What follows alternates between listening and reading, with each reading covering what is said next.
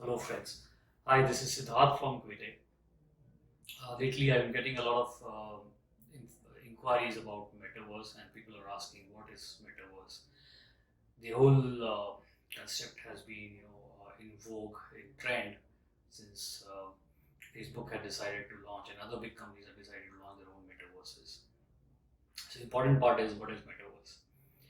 Anybody who has played Roblox or Minecraft, they have been in a metaverse. Metaverse is basically a 3D environment which is social, wherein you can interact with people, you can chat with them in a 3D environment, and maybe play a game with them or do a social interaction with them in 3D. That is metaverse. So Roblox is a metaverse, Minecraft is a metaverse, Fortnite is a metaverse, and lately Facebook has launched their own metaverse. A lot of gamers are early adopters.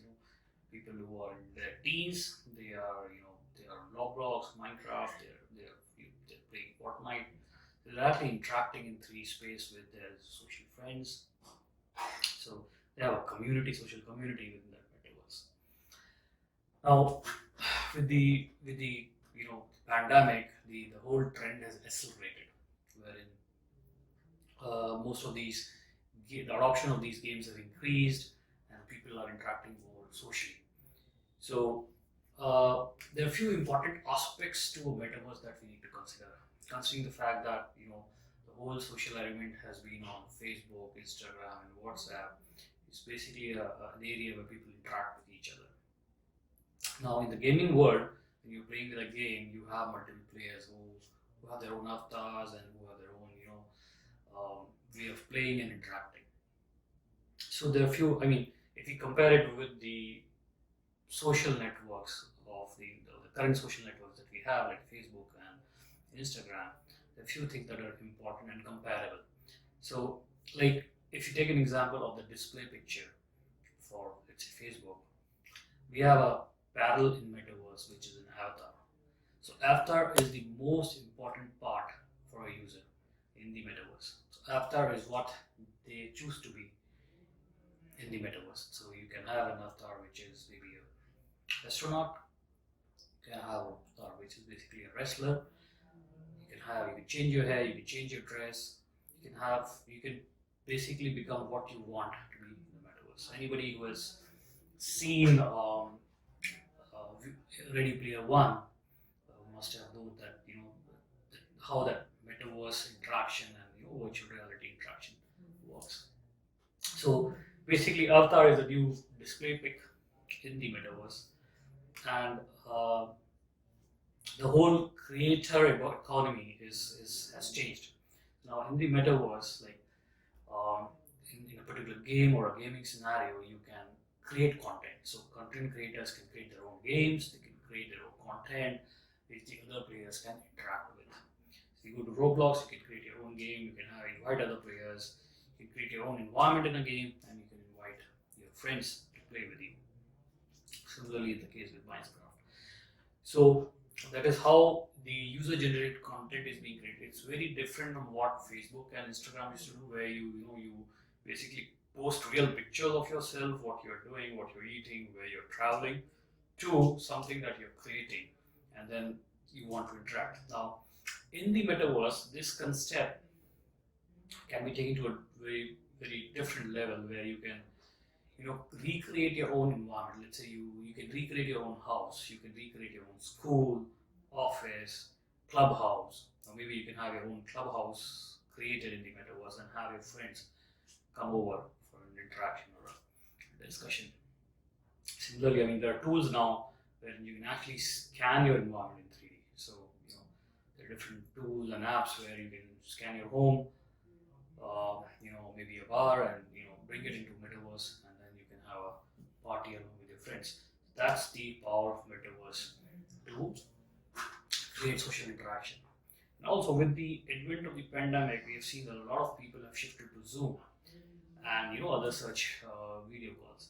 But then these are basically video interaction where they're interacting with one to many people. So one person speaking and the others are listening.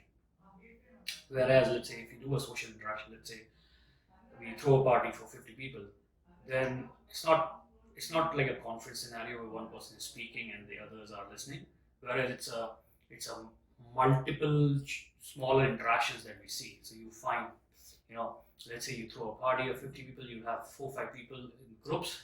There are groups of 4 or 5 people who will be interacting with each other and discussion. So that whole concept can be replicated as it is in the metaverse. So you can have different people in their avatars interacting with each other. If I throw a party in metaverse, 50 people are there. They will go to different rooms. They will go to collect together, like bucket people. It's not like a conference setup where you're speaking and everybody else is listening.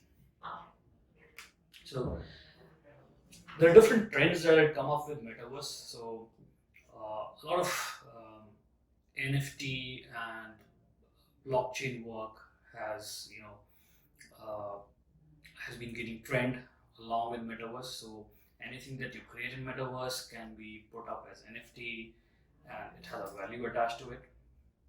Similarly, in terms of technology, a lot of augmented and virtual reality is being deployed in metaverse. So one use case was where Minecraft created their own AR app so you can basically pinpoint, or you can have a localized environment in AR, and people who are nearby who want to interact with you can come into that environment. It's similar to what Facebook did with the location check-in. So you're there in an environment, you check in, and everybody knows where you are. Here you're creating your own content in a particular location. So, I mean, if you look at, if anybody has seen Ready Player One, they can see how, what all creative things can be done in a metaverse where, people are playing for social interaction, they're playing for making money, and then, they get upgrades, and they are all interacting in virtual life, and in real life, they are very different people. So, this is how augmented reality and virtual reality can basically expand metaverse to a different level.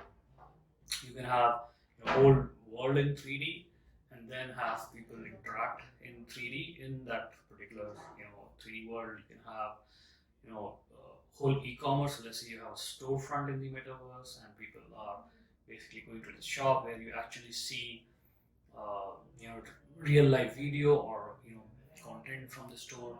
You can interact with the store and you can purchase. So there are a lot of e-commerce and brand enablement that can take place. Similarly, brands need to be very ready. So the way most of the media brands and other brands have taken up social media. Again, metaverse is going to be something big where they need to have their brand presence, maybe in some form in the metaverse, where they can showcase their products or services, or have any other brand interaction with people are visiting. So that's the importance for the brands for a metaverse. Similarly, there is a concept called digital twin, wherein anything that is there in the real world is replicated in the metaverse. So we call it a digital twin, which is a virtual counterpart of a physical object. So let's say you have a shop, you have a corner shop in your street in real life, and that shop is replicated as it is in the metaverse. So that becomes a digital twin. And as I go to that shop in real life, I walk to that shop, I can also go to that digital version of the shop in the metaverse at the same location. So I can see the street in the metaverse and I can go interact with the store owner there and maybe purchase some products. It's how powerful metaverse is going to be. It's going to change the world in terms of how we interact with online people, how we interact online with people, how we interact socially, and the whole social digital social life will change. I think that's all for today, and please if you have any questions